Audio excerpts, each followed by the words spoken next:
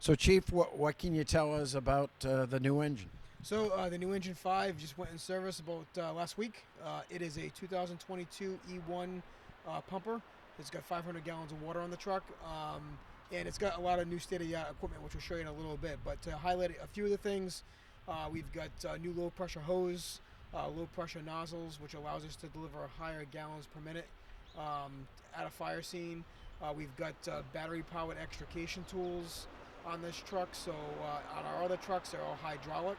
So obviously with hydraulic, there's increased maintenance costs. The battery powers are faster and less maintenance costs for upkeep. We've got some new equipment called hydraulic lifting struts, which we never had before. That's for vehicle stabilization. If we had to, we could lift a vehicle off of a person or off of another vehicle instead of using the airbags. Kind of gives us another tool in the toolbox. This truck was spec'd out by Captain Josh Langell and Lieutenant Josh Grecian. I gave them a directive to spec out the truck. The firefighters are the ones that work on the truck, so they're the ones that built the truck to make it special for North Attleboro and make it meet our needs. We have a ladder truck coming, or a Quint, which is an engine ladder truck, very shortly, and that truck was built with our tight streets in downtown in mind, with the short jack spread to allow us to park on the street and put a ladder up in the air.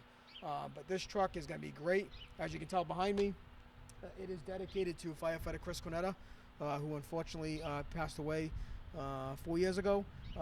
Engine 5 is a traditional number for us. If you remember way back when my dad was chief, we had an Engine 5, and it went away years past, and we brought Engine 5 back for some history in the fire department, tradition in the fire department.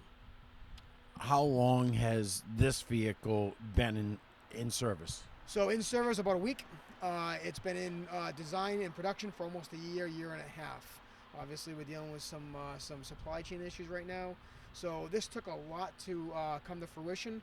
A lot of fabricating, a lot of making sure that every piece of equipment has a home in the truck, and it's easily accessible for the firefighters.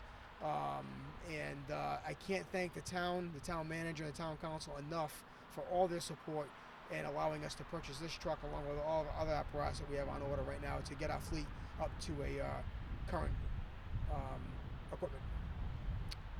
I'm looking at what is the passenger side, the seal for Chris Cornetta. I have one on my car as well.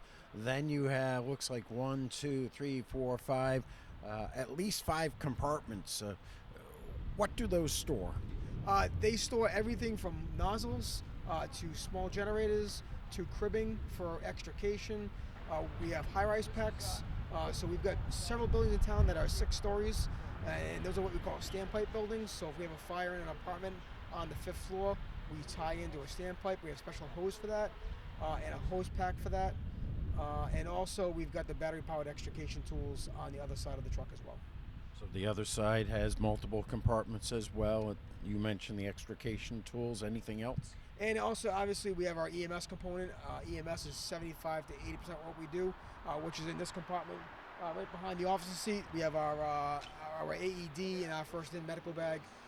And then on the top of the truck, you'll see there's that little black extension there. That's actually an LED light, a light tower that goes up, and that can light up an entire scene. It is extremely bright, but it's there for safety, so firefighters can walk up along a scene, and also if it's on the highway, it's extra lighting for cars to be aware there's an accident.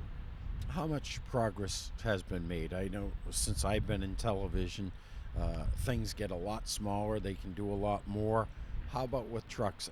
Has it certainly changed over the years? So it has, but the trucks are getting bigger because of the requirements. But what we did with this truck was we made it ergonomically safe for the firefighters. So as I take you on the back, you'll see the hose bed for the hose is a lot lower. So if firefighters aren't reaching up multiple levels to grab the hose, it's actually at height for a firefighter to grab the hose without hurting himself, hurting his back. And the issue with this truck is it doesn't have 750 gallons of water. It's got 500 gallons of water. The more water you carry, the taller the trucks get. Obviously with an old fire station like this, we kind of have some constraints on width and height. So we have to make sure we built the truck to allow it to fit into the fire station. And that's why this truck, with the 500 gallons of water, we've got most of our town has hydranted areas. There's a small section that doesn't have hydrants, but we have the ability to bring in other apparatus with more water to augment that. And then finally, you mentioned the new ladder truck. When might you be getting that? So we go down to Ocala, Florida, which is the E1 plant, on October 19th for the final inspection. My anticipation, it should be here the end of October, beginning of November. It'll get fabricated, the compartments over at Greenwood in North Attleboro, and then we'll have it for training. So I'm hoping by the end of December, January timeframe, it'll be in service. And hopefully, might result in saving a life down the road. Absolutely. The Quince, it's an engine ladder combination, but the fire service changes daily, right? And it's our job to make sure we stay on top of all the new technologies and making sure we get the best equipment to provide the best service to our residents in town.